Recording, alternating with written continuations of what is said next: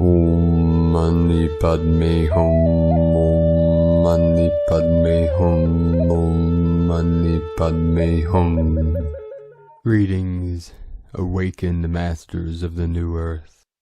Today is day 18 of 33 days of the I Am Discourses. If you followed along over the last 17 days, many of you have had many powerful experiences and manifestations through the practice of the I Am Presence. So let us know in the comments on Patreon what you are experiencing, what you're feeling, what you're seeing, what you are manifesting for the new earth through the activation of your awareness of the I Am Presence that is always here now in this body. And always remember, what we call the I Am Presence is pure awareness, is the unborn mind of Buddha.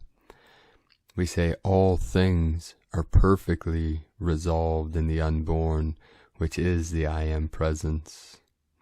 The I Am Presence is God in action. The I Am Presence is pure awareness, what we call bright virtue. In Confucianism and Buddhism goes by many different names.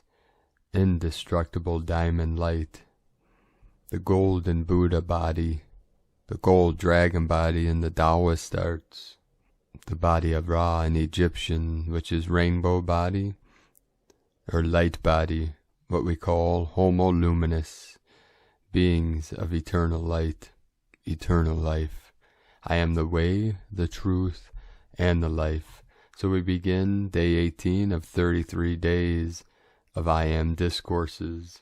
And if this is the first one you're listening to, please go back to day 1, listen to one a day for 33 days, and you will experience the powers of the I Am Presence and the power of the manifestation through your heart center, through your awareness of the I Am that is always resonating at the center of all things, which is here and there and everywhere. Discourse 18 we begin December 1st, 1932, Saint Germain invocation. Thou mighty, illumining presence which I am, in gratitude and praise, we enter into the fullness of thy presence today, and forever receive thy limitless blessings, thy strength and courage, thy joyous enthusiasm, all of which is self-sustained. We know there is but one presence.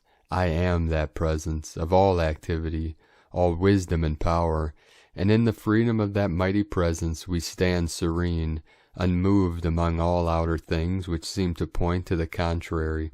I stand serene in thy great forever. I claim thy great dominion in my place.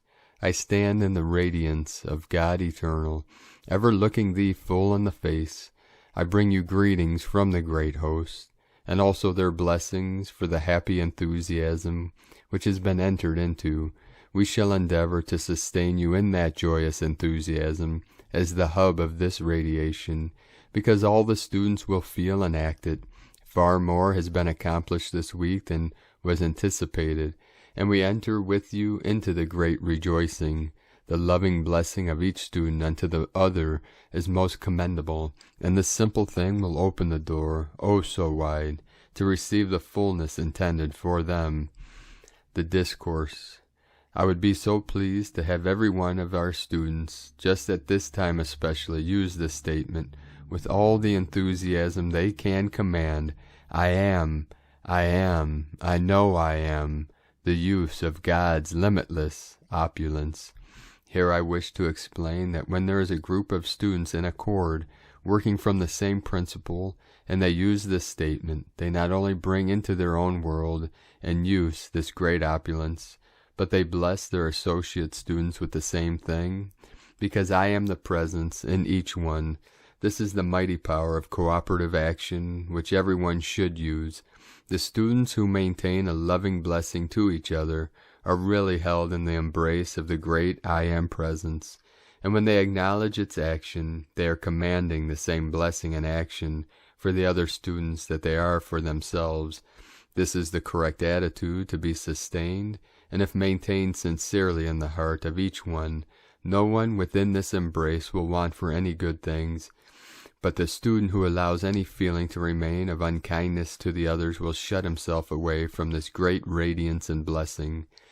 Now let us enter into the keynote of what you touched this morning, the simple understanding of God's will and free will. God's will is the opulence of goodwill, the birthright of every one of God's children. When you are reaching to the light in the use of the mighty I Am presence, with sincerity it is not possible for you to do otherwise than call for God's will to be done. As children of God the Father, who has given his children free will, that they may choose, they must understand that it is for them alone to decree what shall act in their lives and the world. Having free will, the student must understand that God can only act in his life and world according to his conscious direction. God is the principle of all life, and each child of God is an individualized, conscious, active part of that one great principle of life and love and power. God has given into the keeping of every one of his children this marvelous consciousness, which is omnipresent, eternally elastic, as it were, which can be drawn into a focal point, to write with the pen of light, or expand to encompass the earth. Consciousness is always subject to direction through the use of the free will, the most unfortunate understanding established by the orthodox idea that God acts of his own free will in the life of the individual or a nation is positively not true. God can only act through the mind of his own individualization, which is clothed with the personalities that you see about you. These personalities are but vehicles of use and expression of this mighty individuality, which is God's will and your free will, and it only comes into use by your conscious direction. I say to you that every function of your body is sustained through conscious action, although you are not aware of it. But as you reach deeper and deeper into the consciousness of the mighty I Am presence, you will come to understand that it is impossible for any outer action to take place without self-conscious action. A simple proof of this is what any of you may test at any moment. I wish to do some physical act. Preceding that activity, there always comes the thought to do it. Otherwise, the hand or body would not move in action. That which people have chosen to call involuntary action is the thing that has mystified their understanding of their own being. The students should take this humble explanation and meditate upon it often, for it will clear the mind of any obstruction. You are self-conscious, free will, acting beings. This is really of vital importance to these blessed, earnest students. I love every one of them, both men and women. In both of your classes this week, the individualized presence of Jesus the Christ stood in your midst, in the form of the tree of life, each student being a branch from his pillar of dazzling radiance, within which was his visible personal form. His form was within the tree of life, but not visible, not to mention others of the ascended host who were present. There is also Nada, Cha, Ara, Lanto, and myself. I wish to say to that class of blessed boys with the one pink rose in their midst that I joyously held them in my fond embrace, so they may use and inhale the radiance of my being. They have freedom and dominion within their grasp, if they will hold fast to these instructions and apply them. Further, I wish the students to understand that the stream of life flowing through the mind and body always comes into them pure and unadulterated, containing with it all the strength, courage, energy, and wisdom that can ever be desired. But by the lack of control of their thought and feeling, they are unknowingly requalifying this pure essence with the outer ideas upon which the attention has been fixed. To form the habit every moment, the mind is not otherwise occupied of being self-conscious that I am the only intelligence acting, will keep that mighty, wonderful stream of life from being discolored, and I shall say disqualified, by the wrong conceptions of the outer activity of the mind. This is the simple secret of really all perfection, if one can but comprehend it. This great life comes into everyone's use, pure and perfect, but through lack of understanding, the outer mind is constantly requalifying it with discordant conceptions, and thus human beings change its otherwise perfect action into that which they find expressed in limitation and discord in their outer activity. This should make clear to the students the simple activity which they should self-consciously maintain in order to keep this marvelous, perfect life that is constantly flowing through their minds and bodies in its pure, fragrant state. For I tell you truly that those who will follow and maintain this idea will find the emanations from their own bodies becoming rarer than the lily or the rose, further in the consciousness of this perfection which is constantly flowing into their use. They can know it as perfect health and beauty of face and form until its radiance shines forth like the sun.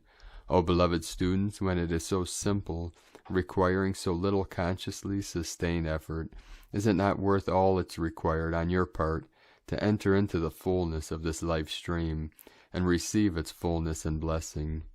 In the Oriental activity there was a secret society. In fact, it began in China, maintained gloriously in the light, until the one then in charge at the head of the order thought in one of the war ravages that his daughter, whom he loved so deeply, was killed by an Englishman, which however was not the case, but it brought about the breaking up of the order, and the pictures of Fu Manchu, of which I think there have been 4 produced, are the picturing of this to the outer world, showing how the light may be distorted by something starting the feeling of revenge. This one known as Fu Manchu was at the beginning of that activity a wondrous, beautiful soul, and it shows how sometimes the ravages of war and the lack of control of the thought and feeling in the individual bring about such distortion in the life stream. In connection with the South American activity, which the present work has drawn joyously to their attention, until this focus of radiation began, it was doubted by most, except Nada and myself, the possibility of establishing such a focus in this busy Western world, but they did not know what I did, the fact of our long association not having been revealed to them. So I said on my own responsibility, I shall try it out. Now I have the full cooperation of all who might have questioned. The master from Venus and Lanto also stood with us. I said to them, the time has come when there are those outside of the retreats who can be made true messengers of the light. Thanks to you, I have been proven right. Now, of course, I ask you all to stand with me in the sustaining of this. It proves that it is possible to establish this mighty active presence in the midst of a hailstorm.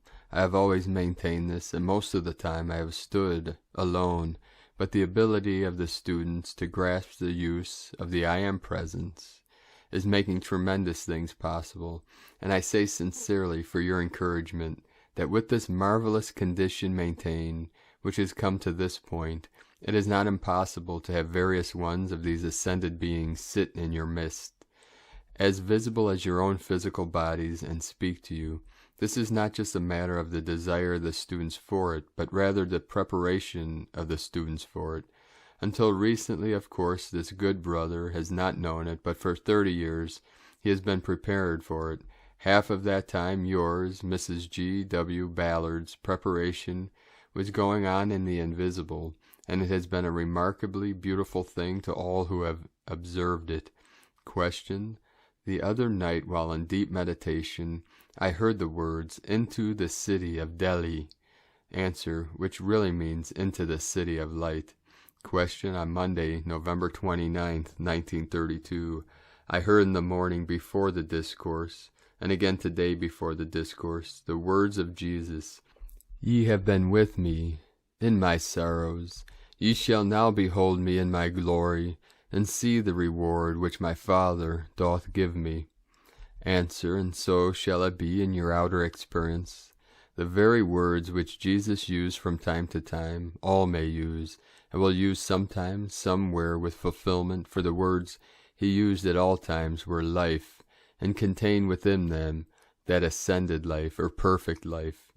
Question: how is the political situation? Answer: there will not be nearly so much accomplished by the element that sought entrance as they anticipated. The old saying that if you give a calf rope enough, it will hang itself, is true with certain forces. Sometimes when they think they have won an easy victory, they have sounded their own death knell. The accomplishment of the past few days drew the attention of many in the Golden City, who, as we projected the vision and sound rays today, came to look and behold the accomplishment. I say this for the encouragement of the students. While we are giving forth the work today, those in the Golden City are sending forth to the students their glorious radiation. It has been a great joy to me to prove that in the land of America, for which I have worked so long, that there were those who could receive what you are receiving and giving forth at this time. There are those masters from Venus who have seen this with me for some time. The Kumara's field of action was in other ways, but they are now observant of this accomplishment. There is no radiation that goes forth anywhere in the universe except through conscious projection. The radiation projected from the stars, so-called, to our earth does not and cannot come into contact with the earth without the conscious direction of the cosmic being who is the conscious directing presence of that star or planet. This conscious direction is what makes the radiation from one planet to the other reach its destination. But the radiation thus directed does not carry any adverse aspect to any individual there. The universal cosmic laws of the earth, which impel growth through the law of experience, hold within themselves that which you know as resistance. If there were not that which the individual knows as resistance, he would not make conscious effort, and this would make it impossible for advancement in the understanding or the return to the Father's house, from which the children of earth have strayed. Resistance has nothing whatsoever to do with discord. Resistance is a natural law. Discord is a human creation. There is no discord in the universe except that which the personality creates. Take the dynamic consciousness. I am the pure mind of God in everyone present here. This shuts out human desire. Take the consciousness. I am the governing presence of this. The desire first comes in the mind, and if you take the consciousness, I am the pure mind of God, it consumes the thought and keeps the human mind clear from the desire entirely. When the liquid precipitates in the hand, instantly qualify it as liquid light, and it will manifest as that. Give the command for that quality before beginning the precipitation. One student should not expect to see the same activity as another. The students are not supposed to see or feel alike. There is not a moment in the day that we do not visualize something, because the power of vision is acting all the time. Keep all out of the mind except the picture of what you want, for that is all with which you are concerned. Do not let the attention become focused on the seeming emptiness.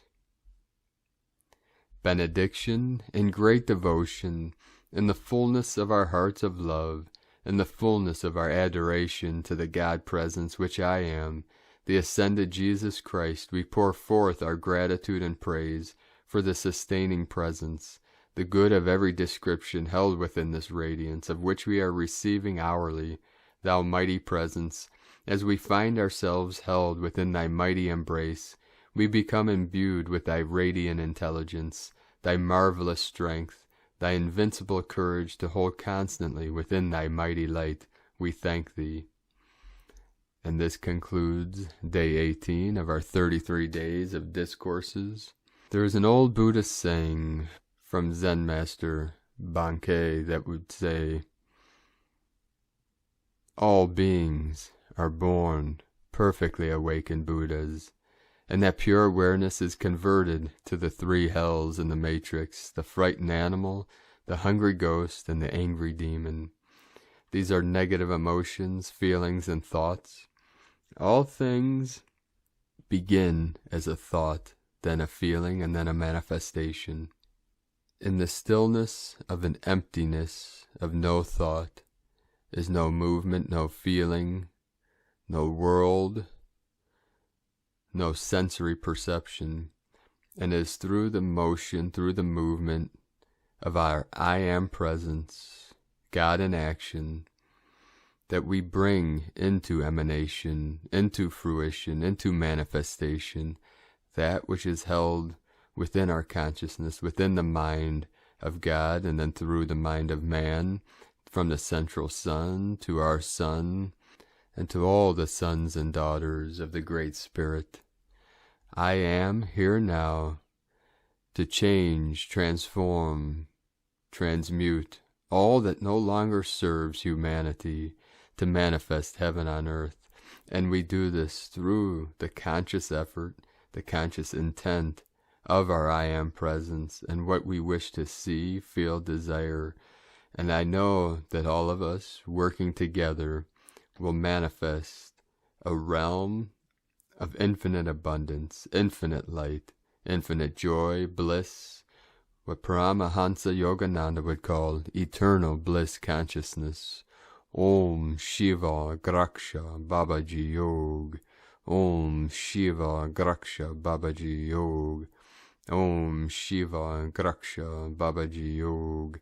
We are connected to all the Ascended Masters, and we are working with every dimension, every timeline, every realm, every angel, every Ascended Master is with us now. The sky beings, the star nations, all of our teams in every dimension, every realm, every timeline is coming together, converging at this harmonic convergence point in the space-time continuum to create heaven on earth. This is Eden in a conscious state. All the myths point to paradise, Eden unconsciously. What we are manifesting is this pure land of bliss, the land of infinite milk and honey, the pure land of the West.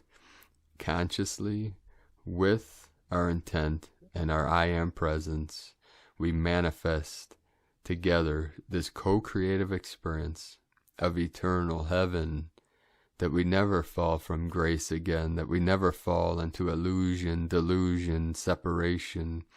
We experience separate consciousness, but in a beautiful way. We see the God within me witnesses the God within you. My I Am presence knows your I Am presence because it is the same presence. That is where the unity comes into place. Although I have my individual perception and awareness and consciousness, and you have yours, together we resonate at the same harmonic frequency when we live in love, truth, bliss, connection, happiness, to manifest this for all humanity that live in joy, happiness, infinite abundance.